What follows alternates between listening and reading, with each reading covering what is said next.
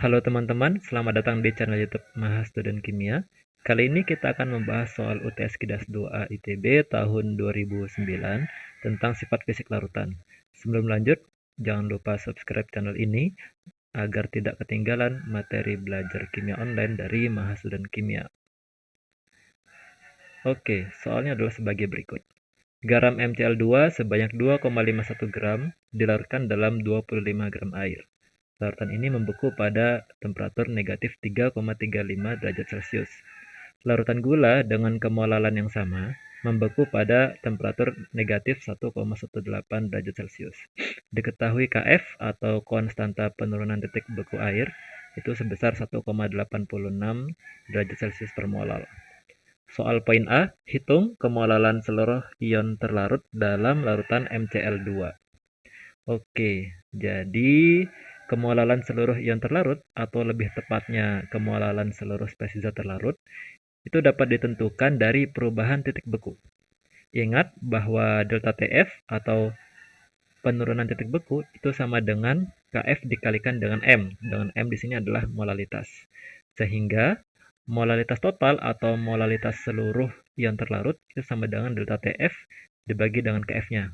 Dan hasilnya adalah 1,8 molal. Nah, kok bisa ya kita membuat perhitungan seperti ini? Nah, teman-teman tahu bahwa MCl2 itu adalah senyawa garam, dan senyawa garam ini adalah dapat terionisasi di dalam air, begitu kan ya. Jadi ketika garam dilarutkan ke dalam air, itu akan membentuk kation M2+ dan 2 anion Cl-. Sehingga spesies-spesies yang ada di dalam larutan itu atau spesies zat terlarut itu meliputi ion tentunya, yaitu kation M2+ dan anion Cl-, dan ada juga molekul, yaitu molekul garam MCl2 yang ada sebagai pasangan ion atau ion pair. Apa itu ion pair? Nah, teman-teman bisa coba komentar di bawah ya, di kolom komentar. Sehingga molalitas seluruh spesies zat terlarut itu tidak sama dengan molalitas MCl2. Atau dalam kata lain, molalitas seluruh spesies zat terlarut itu sebenarnya molalitas MCl2 dikalikan dengan suatu faktor yang merepresentasikan atau menggambarkan banyaknya spesies zat terlarut dalam larutan. Dan konstanta I ini itu disebut sebagai konstanta atau faktor ya, sorry. Itu adalah faktor Van Hoff. Begitu. Apa itu faktor Van Hoff? Teman-teman bisa coba deskripsikan di kolom komentar di bawah juga ya. Oke, lanjut ke soal berikutnya, yaitu tentukan faktor Van Hoff larutan MCl2 tersebut. Nah, secara eksperimen, sebenarnya faktor Van Hoff itu dapat ditentukan dari rasio antara delta TF larutan elektrolit, dalam hal ini adalah larutan MCl2 ya dari soal, dengan delta TF larutan non-elektrolit. Dalam hal ini adalah larutan gula yang juga disebutkan dalam soal. Dengan syarat molalitas larutan keduanya itu sama. Sehingga I akan sama dengan delta TF MCl2 dibagi dengan delta TF gula. Dan nilai I didapatkan sebesar 2,84. Kok bisa ya perhitungannya seperti ini? Jadi ingat kembali bahwa untuk larutan elektrolit berlaku persamaan delta TF sama dengan Kf dikali M molalitas dikalikan dengan faktor Van Hoff ya atau I begitu. Untuk larutan elektrolit, dan larutan MCl2 itu adalah larutan garam kan, dan ya juga larutan elektrolit begitu. Kemudian sifat koligatif larutan ini teman-teman tahu kan bahwa sifat koligatif larutan itu hanya bergantung pada jumlah zat terlarut kan ya. Seharusnya satu molal, kalau misalkan aku punya satu molal larutan gula dengan satu molal larutan NaCl, itu harusnya kan akan memiliki delta TF yang sama kan ya, karena isi dari larutannya sama-sama satu molal senyawa, sama-sama satu molal sesuatu begitu. Dan sifat koligatif tidak melihat jenis dari zat terlarutnya kan. Nah, tetapi faktanya larutan NaCl itu memiliki delta TF 2 kali lebih besar dibandingkan dengan larutan gula. Nah, teman-teman bisa coba cek ya di textbooknya. Di sini aku pakai textbook Brady edisi ke-6 gitu. Dengan kata lain, larutan NaCl 1 molal itu memiliki 2 kali lebih banyak spesies zat terlarut dibandingkan dengan larutan gula kan. Kalau misalkan delta TF-nya itu 2 kali lebih besar daripada delta TF larutan gula. Dan kemudian kita tahu nih sebenarnya penyebab dari kenapa delta TF NaCl itu 2 kali lebih besar daripada larutan gula, itu karena molekul NaCl terionisasi dalam fase larutannya. Faktor 2 kali inilah yang selanjutnya disebut sebagai faktor Van Hoff, begitu. Oke, soal poin C. Hitung kemolalan larutan MCl2 tersebut. Oke, jadi kemolalan larutan MCl2 ini dapat ditentukan dengan dua cara ya. Cara yang pertama, soal menyebutkan bahwa molalitas larutan gula itu sama dengan molalitas larutan MCl2. Sehingga molalitas MCl2 itu kita bisa cari dari ya delta TF-nya larutan gula begitu. Karena kan molalitas larutan gula sama dengan molalitas larutan MCl2. Sehingga nilai yang didapat adalah 0,634 molal. Cara yang kedua, kita juga udah tahu nih bahwa M atau molalitas seluruh spesies MCl2 itu sama dengan molalitas larutan MCl2-nya dikali dengan I kan. Nah, sehingga kita udah punya molalitas seluruh spesies MCl2, punya molalitas total. Kita juga udah punya faktor Van Hoff nih dari soal nomor B. Nah, jadi molalitas MCl2 itu sama dengan molalitas total dibagi dengan faktor Van Hoff-nya. Dan nilainya juga sama, 0,634 molal. Begitu. Oke, kemudian yang soal poin D. Tentukan massa atom relatif atau AR dari logam tersebut.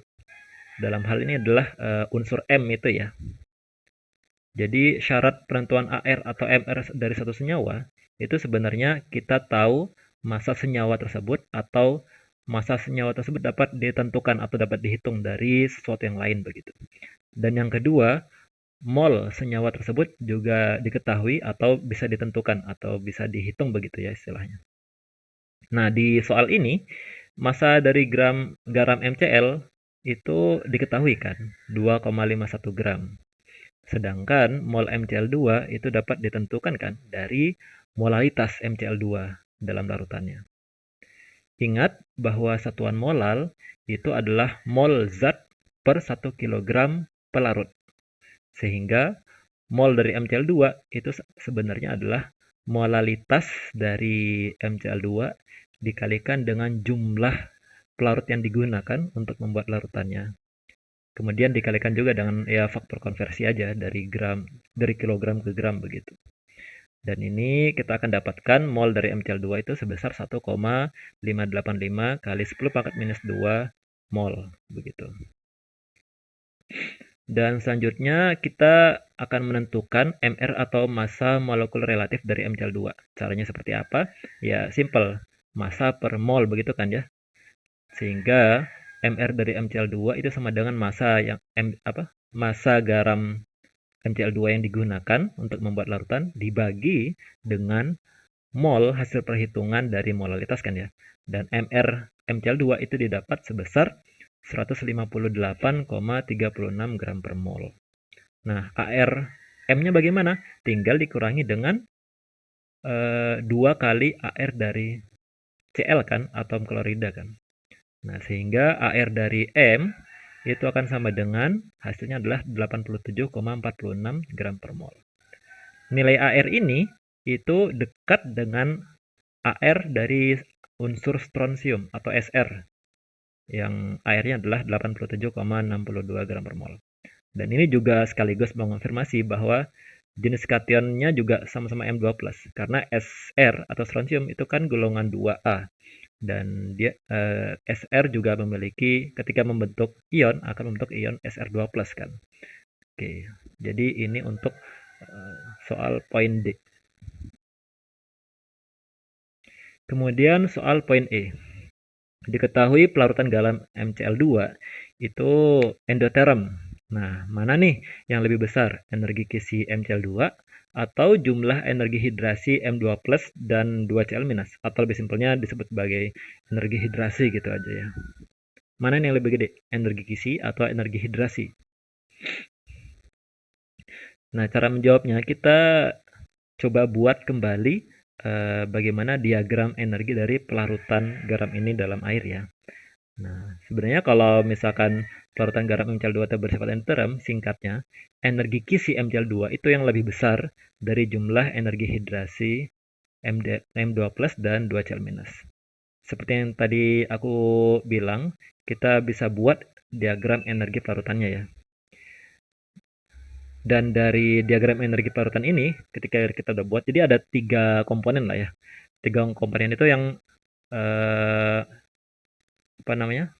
Kondisi awal, yaitu adalah kondisi ketika garam masih berupa padatan, kemudian ada air juga, tapi belum bercampur begitu ya di diagram energi. Kemudian garam ini akan terionisasi ke dalam fasa gasnya, dan ini kebalikan dari apa jumlah energinya itu adalah negatif dari energi kisi begitu. Nah, kemudian dari kondisi garam-garam dalam fasa gas ditambah dengan air yang masih belum bercampur ya. Kemudian air itu bercampur dengan ion-ion fasa gas tersebut sehingga ini adalah energi yang terlibat itu adalah energi hidrasi atau energi solvasi begitu. Dan entalpi pelarutannya itu adalah dari kondisi awal ke kondisi akhir kan. Nah, kalau misalkan energi kisi yang diserap itu lebih besar dibandingkan dengan energi hidrasi yang terlibat atau yang dilepaskan, maka dari tahap larutannya adalah nilainya positif begitu ya. Nah, pada diagram energi ini yang aku tunjukkan, entalpi pelarutan itu dapat bernilai positif karena energi kisi yang diserap itu kan lebih besar ya, seperti yang tadi aku ceritain juga. Nah, ini yang membuktikan bahwa energi kisi lebih besar dari jumlah energi hidrasi, maka pelarutan bersifat endoterm. Oke, teman-teman bisa kasih reaksi ya ke video ini. Terus kalau misalkan ada pertanyaan atau komentar bisa ditambahkan di kolom komentar di bawah. Dan jangan lupa share agar makin banyak teman-teman kalian yang belajar. Mahastudent Kimia, belajar kimia online kenapa enggak?